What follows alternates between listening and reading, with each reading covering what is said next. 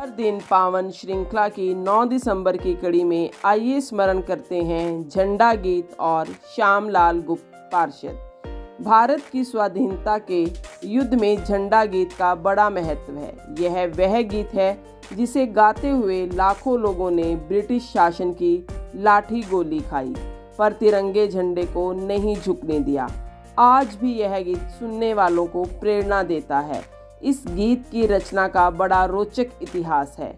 इसके लेखक श्री श्यामलाल गुप्त पार्षद का जन्म कानपुर के पास नरवल गांव में 9 दिसंबर 1893 को हुआ था।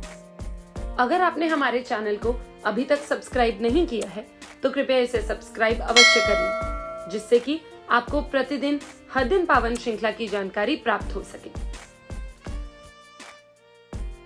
मिडिल पास करने के बाद उनके पिताजी ने उन्हें घरेलू कारोबार में लगाना चाहा, पर पार्षद जी की रुचि अध्ययन और अध्यापन में थी, अतः वे जिला परिषद के विद्यालय में अध्यापक हो गए। वहां उनसे यह शपथ पत्र भरने को कहा गया कि वे 2 साल तक यह नौकरी नहीं छोड़ेंगे। पार्षद जी ने इसे अपनी स्वाधीनता पर कुठाराघात समझा और नौकरी से त्याग पत्र दे दिया।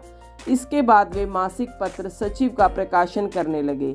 इसके मुख्य पृष्ठ पर लिखा होता था, राम राज्य की शक्ति शांति सुखमय स्वतंत्रता लाने को लिया सचिव ने जन्म, देश की प्रतंत्रता मिटाने को। पार्षद जी की रुचि कविता में भी थी। एक समारोह में पार्षद जी ने अध्यक्ष महावीर प्रसाद द्विवेदी के स्वागत में कविता पढ़ी। इससे गणेश शंकर विद्यार्थी बहुत प्रभावित हुए। 1923 में फतेहपुर में जिला कांग्रेस अधिवेशन में विद्यार्थी जी का बड़ा ओजस्वी भाषण हुआ। सरकार ने इस पर उन्हें जेल में ठूंस दिया। जेल से आने पर उनके स्वागत में पार्षद जी ने कविता पढ़ी। इस प्रकार दोनों की घनिष्ठता बढ़ गई। उन दिनों कांग्रेस ने अपना झंडा तो तय कर लिया था, पर उसके लिए कोई गीत नहीं था। विद्यार्थी जी पार्षद जी से आग्रह किया कि कोई वे झंडा गीत लिख दें।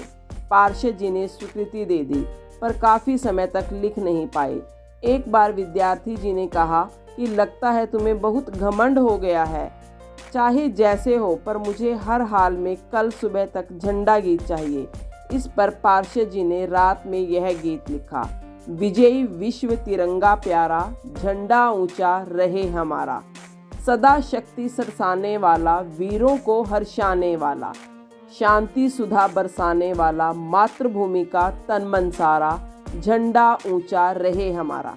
यह गीत में विजयी विश्व पर कुछ लोगों को आपत्ति थी, पर पार्षद जी ने उन्हें कहा कि इसका अर्थ विश्व को जीतना नहीं, अपितु विश्व में विजय प्राप्त करना है। धीरे धीरे यह गीत लोकप्रिय होता गया। 1938 के हरिपुरा कांग्रेस अधिवेशन में जब गांधी जी और नेहरू जी जैसे कांग्रेस के शीर्ष नेताओं ने इसे गाया तो अपनी कलम को सार्थक होते देख पार्षद जी भाव विभोर हो उठे। पर आज़ादी के बाद कांग्रेस का जो हाल हुआ उसे पार्षद जी का मन खिन्न हो गया। एक बार उनसे एक मित्र ने पूछा कि आजकल क्या नया लिख रहे हो। अपने मन की पीड़ा को दबाकर वे बोले, नया तो नहीं लिख रहा, पर पुराने झंडा गीत में यह संशोधन कर दिया है। इसकी शान भले ही जाए, पर कुर्सी ना जाने पाए। आगे चलकर उन्होंने ग्राम नरवाल में गणेश सेवा आश्रम खोला। वहाँ प्रतिदिन वे पैदल जाते थे। एक बार उनके पाँव में कांटा चुभ गया। पैसों के अभाव में इलाज ठीक से नहीं हो पाया और गैंग्रीन हो जाने से 10 अगस्त 1977 को उनका देहांत हो गया। कमेंट सेक्शन में जाकर आप अपने कीमती सुझाव अवश्य दें, जिससे हम इस कार्य को और अच्छे तरीके से कर सकें। भारत माता की जय।